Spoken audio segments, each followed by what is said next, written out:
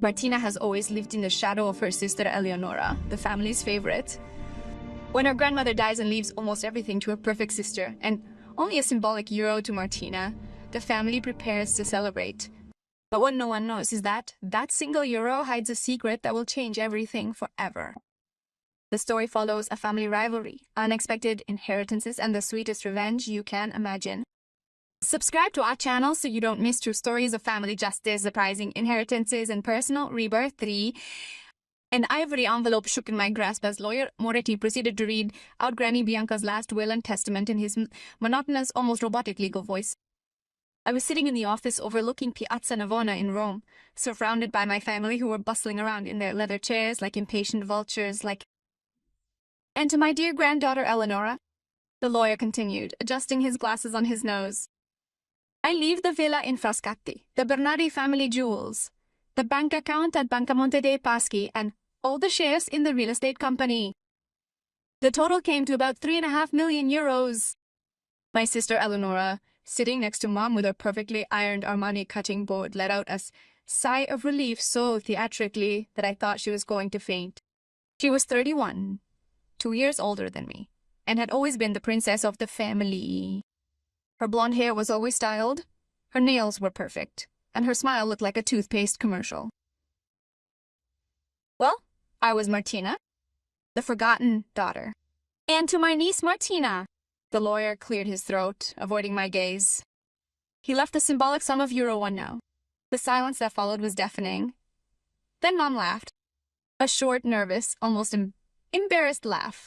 Dad simply shook his head as if it were confirmation of something he had always known. Eleonora looked at me with that expression of false pity that I knew all too well. Poor thing. She whispered loudly enough to be heard. Maybe Grandma had forgotten about you, like everyone else, by the way. Like and subscribe for more stories like this. I bit my lip to keep from answering. But lawyer Moretti hadn't finished. He raised a finger to ask for silence, and pulled out a smaller envelope sealed with red wax from his briefcase. There's an addition, he said in a strange tone. Mrs. Bianca left specific instructions. This envelope must be delivered solely to Martina, and it is to be opened by her in private within 24 hours from the reading of the will, otherwise the entirety of the testamentary bequest will be invalidated. Everyone turned to me. I took the envelope with shaking hands. It was heavy, thick. On the front was Grandma Bianca's elegant handwriting. For my true heir, Martina. What does that mean? Mom blurted out, standing up. Which heir? She left everything to Eleonora. The lawyer took off his glasses and looked me straight in the eye. Mrs. Martina, I suggest you read that letter carefully and come back here tomorrow morning at 10 a.m. sharp. You walked out of that office relentlessly pursued by my family's poisonously probing questions. Just before I could reach the elevator, Eleanor grasped my arm very firmly. Regardless of what was contained in that envelope, the scent of Chanel perfume suffocated me. Nothing will change. The villa is mine. The money is mine. You are and will always be the loser of the family. I freed myself from her grip and pressed the elevator button. We'll see, I whispered. I returned to my studio apartment in Trastevere, that 40 square meters that I had been renting for 3 years, with my salary as a laboratory assistant at La Sapienza University. The walls were covered with genetics books, test tubes, and used microscopes that I had bought online. My life was research, not villas or jewelry. I sat down on the sagging sofa and opened the envelope with hands that were still shaking. What was inside were 3 things: a letter penned by hand, an antique brass key, and an address. Via delle Tremadon 47, Bologna. I began to read. My dearest Martina, if you are reading this letter, it signifies that I am finally free from this charade we once called a family. And you, my sweet, intelligent child, are finally free to discover the truth.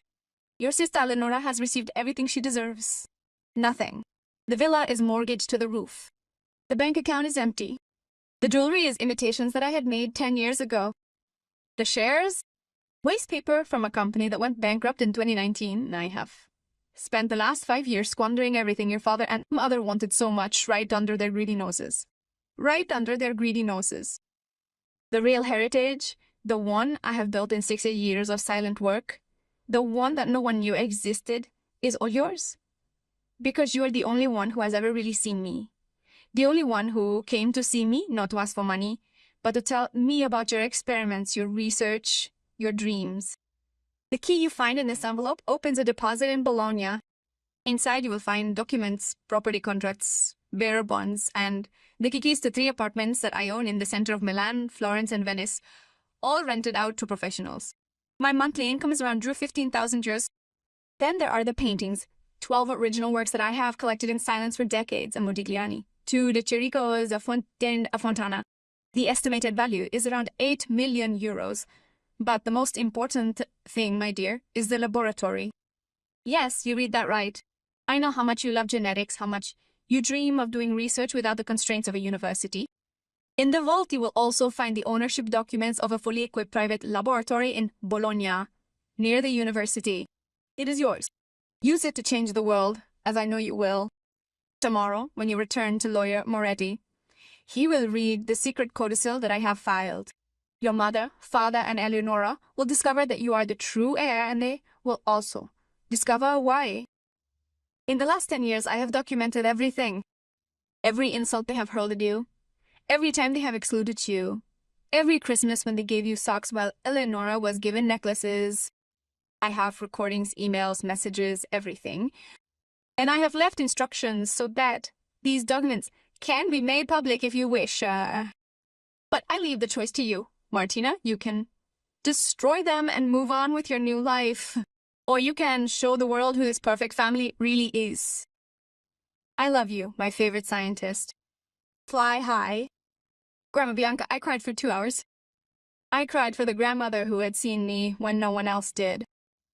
I shed tears for each year during which I had felt unseen. And I cried for the 8-year-old girl who was hiding in the attic, reading biology books, while downstairs she heard her mother telling her father, Martina is so strange. She will never be like Eleonora. The next morning, at 10 a.m. sharp, I went into lawyer Moretti's office. My family was already there, and Leonora was wearing a new dress that she had probably already bought with the money she thought she had her mother, with that air of smugness, and her father checking his phone boredly. Good, the lawyer said, noticing my presence. We may now move on to the testamentary codicil, which Mrs. Bianca had filed in a separate document. Write in the comments what you would have done, and don't forget to subscribe. Eleonora snorted. Another codicil? This story is getting ridiculous. The lawyer ignored her and began reading. I, Bianca Bernardi, in full mental capacity, declared that the main inheritance described in the public will was a sham. The real assets are described in this document and go entirely to my niece, Martina Ferretti. Detailed list followed, the apartments, the paintings, the laboratory, the bearer savings books. When it was finished, there was total silence. Then my mother exploded. This is impossible. Bianca didn't have that much money. It must be a fake.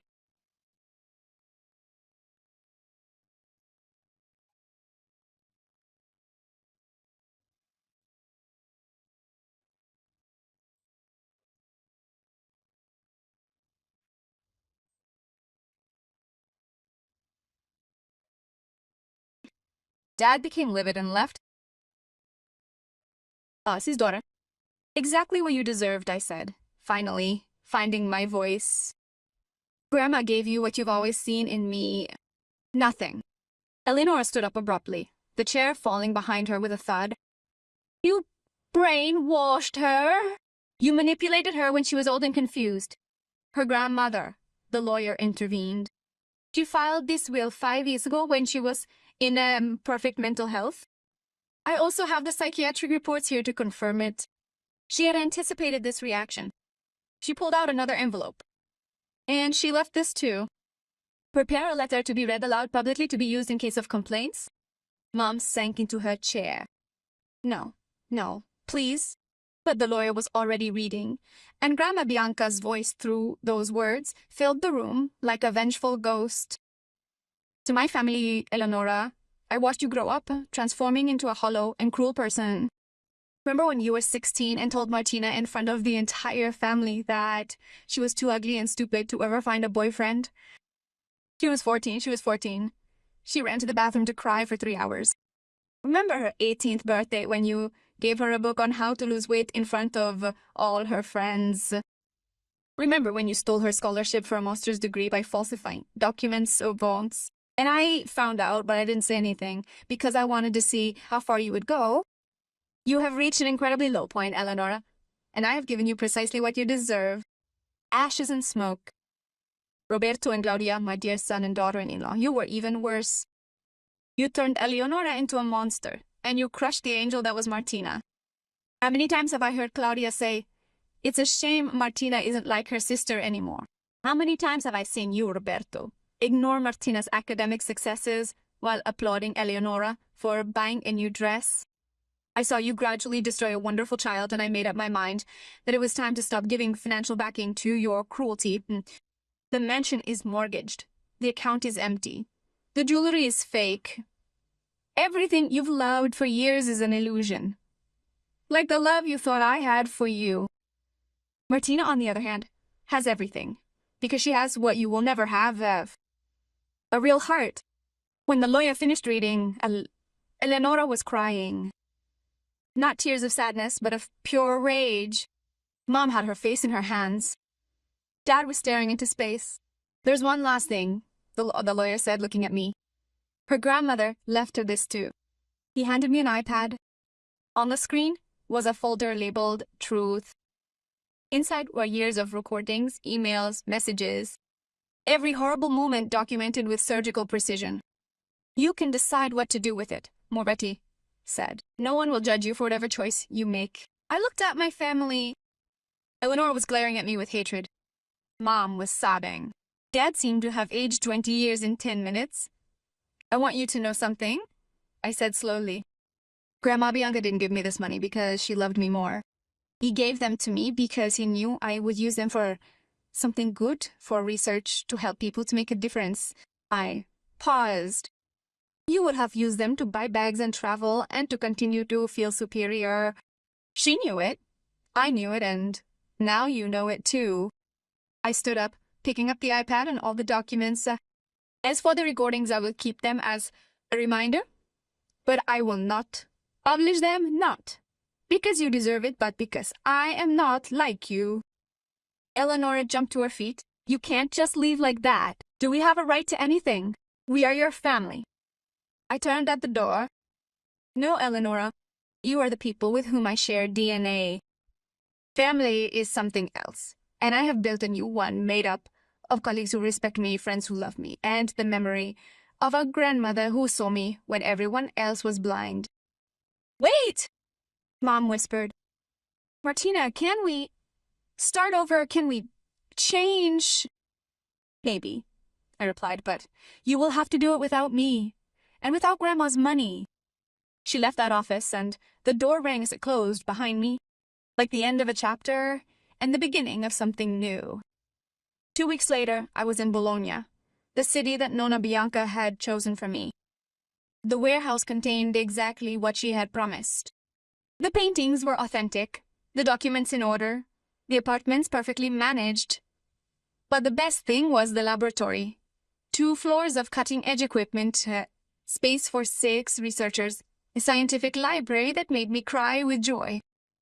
On the door, a plaque by Ottone, Bianca Bernardi Laboratory, where dreams become discoveries. I hired 3 brilliant researchers who, like me, had been ignored by the traditional academic system. We commenced our work on a plant genetics project with the potential to revolutionize sustainable agricultural practices. 6 months later, we published our first study in Nature. A year later, we received 2 million euros in European funding. 2 years after, our research was applied to save harvests in 3 African countries affected by drought. Among the audience during the Brussels Award ceremony, where I was presented with an award for young scientists, I spotted my mother and Eleonora. They had found out about the event from the newspapers. They had shown up without a trace invitation, wearing expensive clothes they had probably bought on credit. After the ceremony, they approached me in the foyer. On Eleanor's face was the appearance of remorse, but her eyes remained unchanged. Cold, calculating. "Martina," Mom said, "we are so proud of you. Your father couldn't come, but he wanted me to know." No, I interrupted her gently but firmly. I'm not doing this for you. I never have. And I don't need your pride now, after 29 years of making me feel worthless. We were wrong, Eleonora whispered. I know, we know, but you are our sister, our daughter. Something has to count. I cast my gaze upon the woman who had been my tormentor throughout my entire life. I saw the premature wrinkles around her eyes, the way she clutched the fake bag in her hands, the barely concealed desperation. Grandma Bianca taught me something important, I said. That truth is not blood, it's choice. And I chose to move on. I hope you find peace. But you will find it without me. I drove away, leaving them there. Two figures that were getting smaller and smaller in my rearview mirror as I drove towards the laboratory, towards my team, towards my real life. That evening, in my apartment in Bologna, the one with a view of the two towers, the one that Grandma had bought 40 years earlier, perhaps imagining that one day it would be mine, I opened a bottle of Sangiovese and toasted to her photo. We made it, Grandma, I whispered. You gave me €1, but you taught me that true value is not measured in money, Ore. It is measured in dreams come true, in research that saves lives, in laboratories full of people working to change the world. My phone vibrated. A message from Elena, one of my researchers. Professor, I have the results of the new experiment. They are incredible. Tomorrow I will change your life. I smiled. Every day they changed my life. Every discovery, every hypothesis confirmed. Every small step towards a better world. My sister had received the empty villa and the fake jewelry. I had received €1 and a truth. That the most precious inheritance is not the one you receive, but the one you build. And while the lights of Bologna shone below me, and my colleagues in the laboratory were still working, preparing the experiment that would change everything, I understood that Nonna Bianca had not left me just money and property. She had left me the freedom to finally be myself. And that was the true inheritance. That was worth more than any villa, more than any fortune. That was priceless. Subscribe to our channel for more stories by Justice, Rebirth, and Perfect Revenge. In what would you have done in my place? The end.